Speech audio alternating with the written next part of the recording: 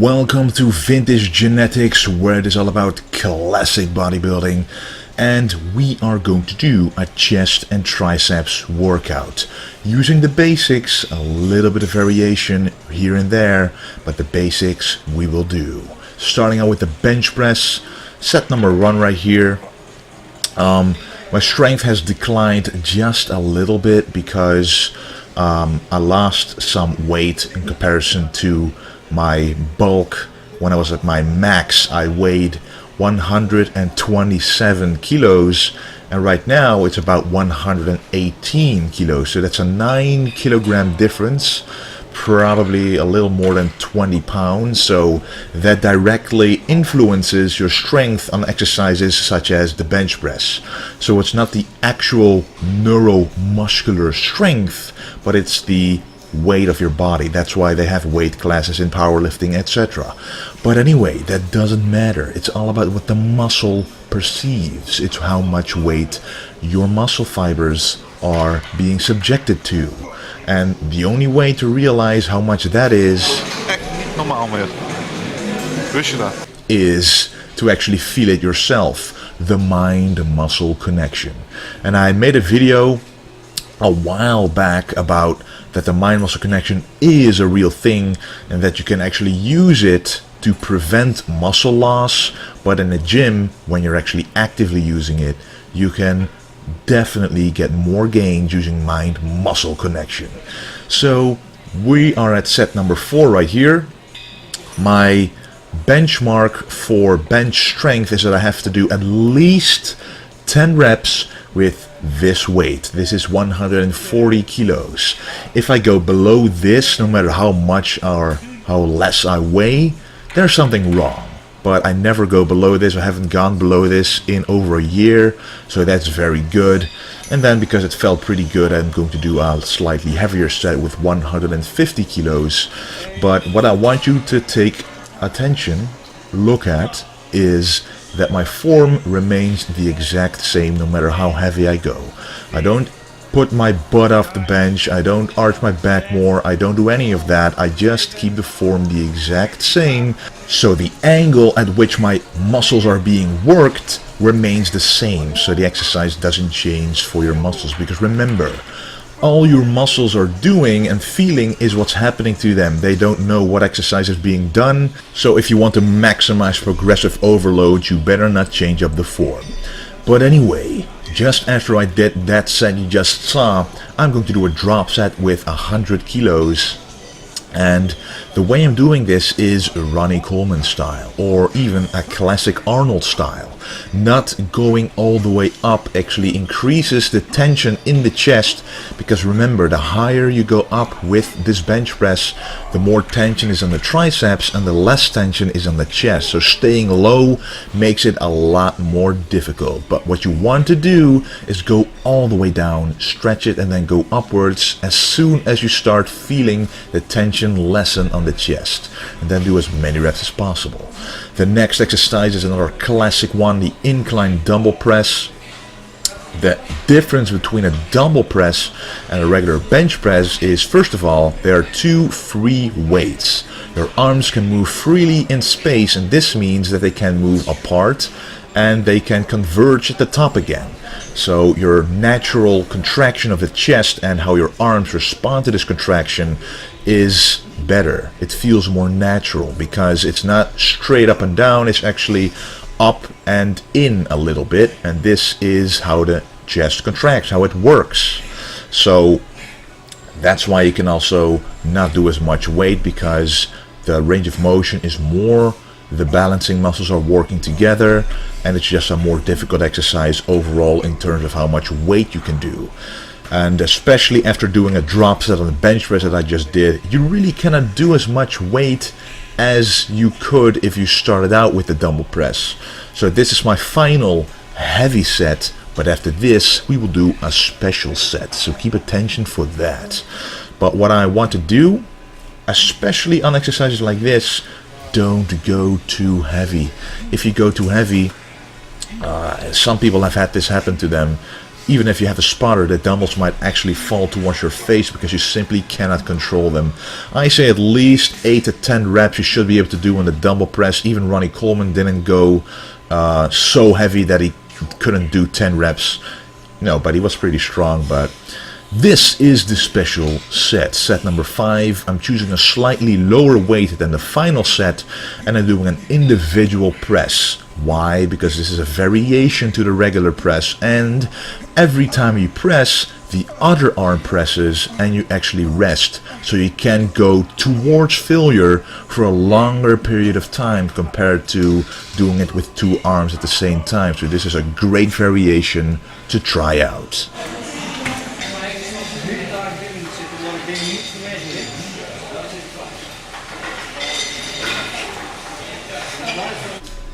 Here you can get a little view of the gym. It's quite big. Every single equipment that you want, it's here. And yeah, every single muscle group you can do, a lot of different exercises. And right now we're going to do the cable flies. I would normally probably do dumbbell flies, but it's been a while since I've done cable flies, and the difference between dumbbells and cables is apparent when you look at the chest. The difference is that you not only have a stretch during this exercise, but also a contraction. And I'm emphasizing the contraction right here because I'm keeping it there for about a second. This causes the squeeze, the time under tension, to increase, and I firmly believe that when you consciously squeeze the chest and squeeze the muscle that you're working, that it progresses faster, it becomes fuller, the fibers are more pronounced, etc. So that is really the big benefit of a cable fly, that no matter where during the range of the motion that you do, there's always tension on the chest. As you can see, I'm stretching the chest to the maximum and contracting it to the maximum as well. And also another reason why I'm holding it there for a second is a lot of people don't know when they have fully contracted their chest. So keeping it there for a second ensures a maximum contraction. And keeping a maximum contraction during exercises is vital for full muscle development. And right here we are going to do reps until and beyond failure. Right here we're already moving beyond failure, and it's very nice to have a spotter for this, because normally you would possibly do a drop set, for example, but doing this increases the time under tension because the tension simply won't leave. It'll stay right there in the chest where you want it. And then I'm going to do a decline bench press. I used to not like this exercise that much, but I decided to do it more often because when I feel it, I really feel a different part of my chest working in comparison to a regular bench press or a dumbbell press. I literally feel the bottom of the chest being worked more. It's squeezing more, it's contracting more compared to other exercises. And of course, while here checking my progress a little bit, getting a little leaner day by day, not too fast, not too slow, but just right. And then it's time for set number 2, and I'm only doing 3 sets here because I'm pretty much fatigued, especially when you're doing a fly exercise during which you can fully fatigue the chest muscles. It is very difficult to then do another compound, but that's exactly why I did it. Look for the challenges, but remain sane at the same time. That's why I'm only doing 3 sets. I recognize that during the second set I was already struggling with a lightweight, so I'm only increasing the weight by a little bit. And of course there's always going to be a spotter right there to help when it becomes difficult. And this is very good as well, helping you beyond failure, especially knowing that this is the last set of the last chest exercise. You give it everything to make every single fiber in that chest cry.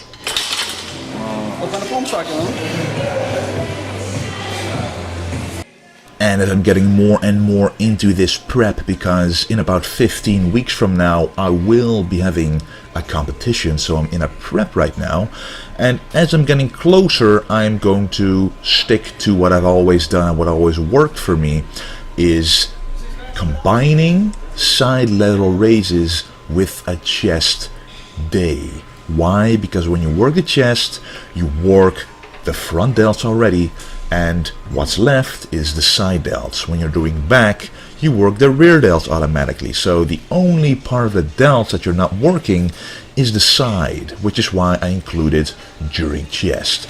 Of course, every now and then I will still do a complete shoulder day, but for now I'm going to stick to this until I see that shoulders become a weak point, but for now that's not the case.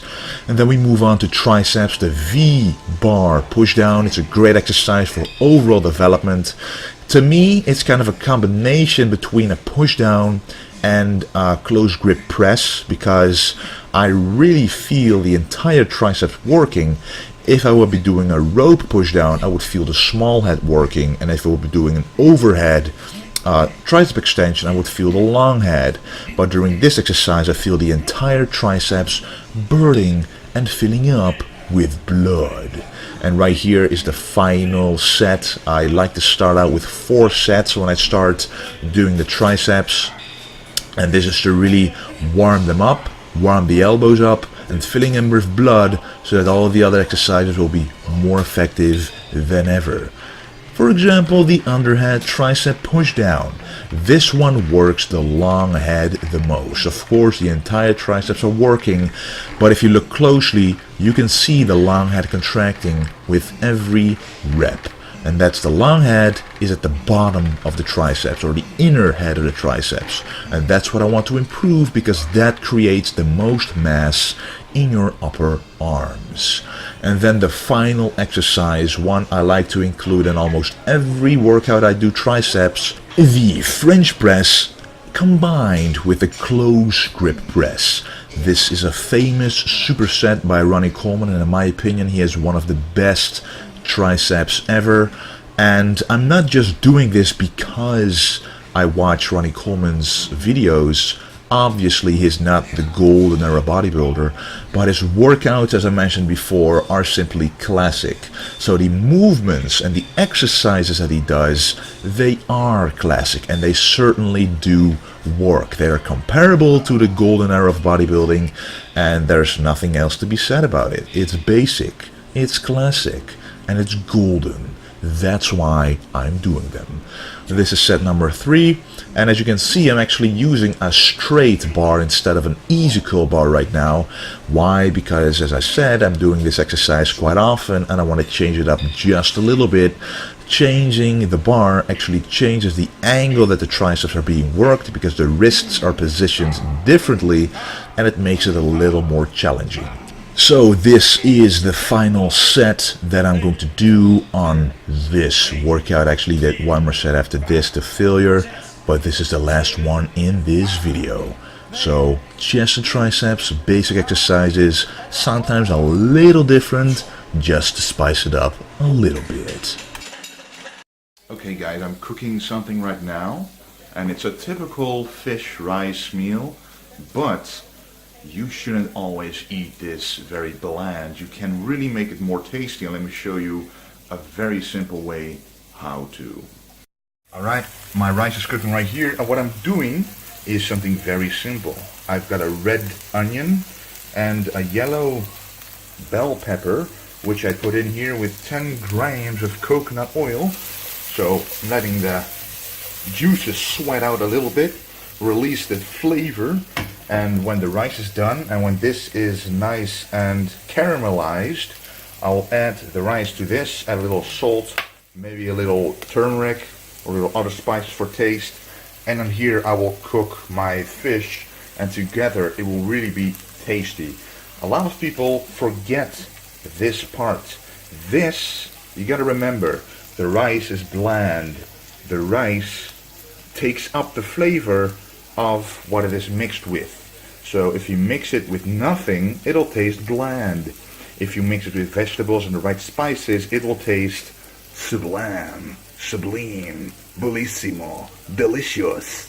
So trust me, I'll show you this meal when it's done, and it'll look amazing. It's not time consuming at all. I literally did a very small onion, which is done in like half a minute. And I used this bell pepper, about half of it, and I just used a scissor. So I cut it in half like this, and then cut it in little pieces like this, and then you got this. No knife needs to be involved, just a scissor and a bell pepper, and you're done.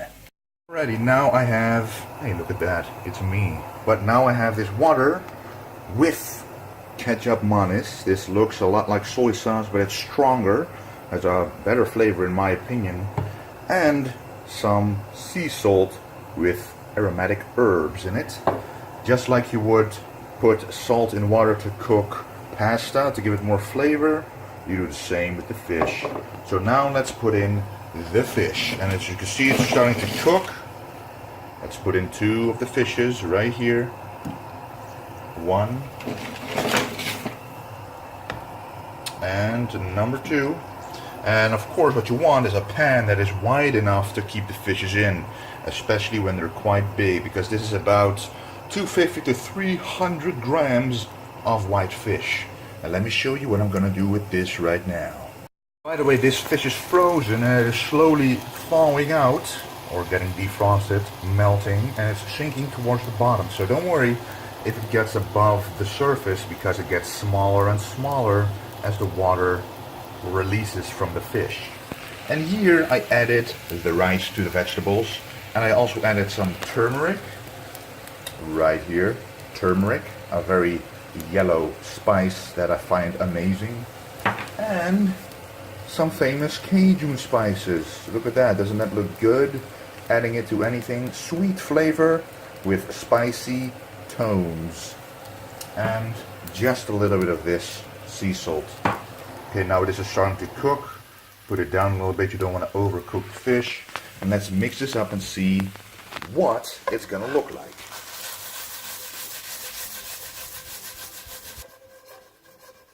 Alright, so it's mixed up almost entirely.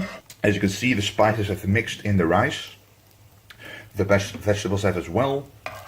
And because they're caramelized, they released some flavor, they released some juice, which is seeping into the rice as we speak, giving the rice a very amazing flavor. And guess what? We did not add any calories, because I'm always adding 10 grams of coconut oil, which is the only kind of calories I'm adding. And the spices and vegetables add a negligible amount of calories. Now when this fish is done, I put it right on there, and then the meal is finished. So let's see what that looks like. Now, obviously a big part of a diet is how appetizing it looks as well. Because remember, when you're always eating the same foods and it always looks the same, you don't really like the taste and flavor. You see your meal, you see the bland white chicken, the bland white rice, and maybe some green broccoli. And on that plate, the broccoli seems the most appetizing. Doesn't that seem like a problem to you? Of course I like broccoli, but you know what I mean.